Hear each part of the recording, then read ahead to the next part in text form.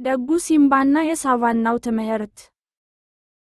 በአንድ ወቅት በሰፊውና በአረንጓዴው የሳቫና ምድር ውስጥ ሲምባ የሚባል ትንሽና ጠንካራ አንበሳ ይኖር ነበር። አንድ ቀን ሲምባ በዛፍ ጥላ ስር በጣም የሚያምርና በጣፋጭ ማር የተሞላ ወለል አገኘ። ማሩ በጣም ስለሚሸት ሲምባ ብቻውን ሊበላው ወሰነ። ሲምባ ማሩን መብላት ሲጀምር ዞላ የተባለችው ትንሽ የሜዳ አህያ ወደ እሱ መጣች። ዞላ በጣም ርቧት ነበር። ሲምባ ግን ማሩን እንዳታይ ጀርባውን ሰጥቶ መብላቱን ቀጠለ። ሲምባ ማሩን በብቸኝነት ለመጨረስ ሲጣደፍ፣ ሳይታሰበው እግሩ በአንድ ጥልቀት ባለው የዛፍ ግንድ ውስጥ ተቀረቀረ። ሲምባ እግሩን ለማውጣት ቢሞክርም አልቻለም። እባካችሁ እርዱኝ ብሎ ጮኸ። ኮፊ የተባለው ዝንጀሮ ከዛፍ ላይ ሆኖ ሲምባ ሲቸገር አየው።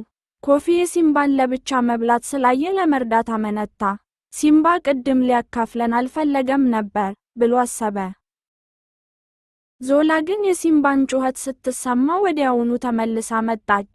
የሲምባ እግር መታሰሩን ስታይ በጣም አዘነችለት። አይዞ ሲምባ፣ እኔ አወጣልሃለሁ አለችው በደግነት። ዞላ በጠንካራ ትከሻዎቿ ግንዱን በኃይል ገፋችው። ሲምባም የቀረቀረ እግሩን ቀስ ብሎ ማውጣት ቻለ። ሲምባ ከችግሩ ስለተገላገለ በጣም ተደሰተ። በጣም አመሰግናለሁ ዞላ አላት። ሲምባ በሁኔታው በጣም አፈረ። ዞላ ባላካፈላትም እንኳ እሱን ለመርዳት መምጣቷ ልቡን ነካው። ደግነትና መጋራት ከምንም በላይ አስፈላጊ እንደሆኑ ተረዳ። ሲምባ የቀረውን ማር ተመለከተና ኮፊን ጠራው። ኮፊን አውረድ፣ ይህንን ጣፋጭ ማር ሁላችንም አብረን እንብላው ብሎ በደስታ ጮኸ። ኮፊም በደስታ ከዛፉ ላይ ወረደ።